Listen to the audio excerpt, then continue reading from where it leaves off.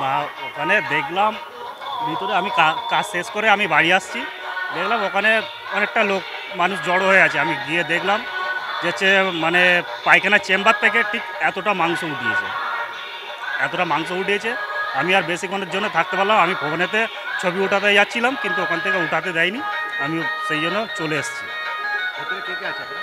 ভিতরে মানে আছে আপনাদের যে মাংসটা উঠাচ্ছে সেই লোক আছে, পুলিশ আছে, আর আছে আর যারা মানে তল্লাশি করছে ওনারা রয়েছে। আমার নাম সিদ্ধেশ্বর মণ্ডল। আমি এখানে গার্ডেনে কাজ করি, সঞ্জীবা ডুপ্লেক্সে কাজ করি। আমি ওখান থেকে বাড়ি ফিরছিলাম।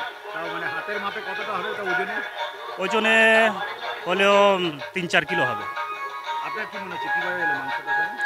মাংসটা আমার যত সম্ভব হচ্ছে খুন করে মাংসটাকে কুচি করে মানে প্যানের মধ্যে ফেলে ফ্লাশ করে দেয়। আর সেই জিনিসটা পাইপ হয়ে জমা হয় ম্যানুয়ালের মধ্যে, সেফটি ট্যাঙ্কে জমা হয়। সেখান থেকে ওনারা খবর পেয়ে চেম্বারটা চেক করলেই দেখছে যে 3-4 কেজি হলো মাংস উঠে আসছে।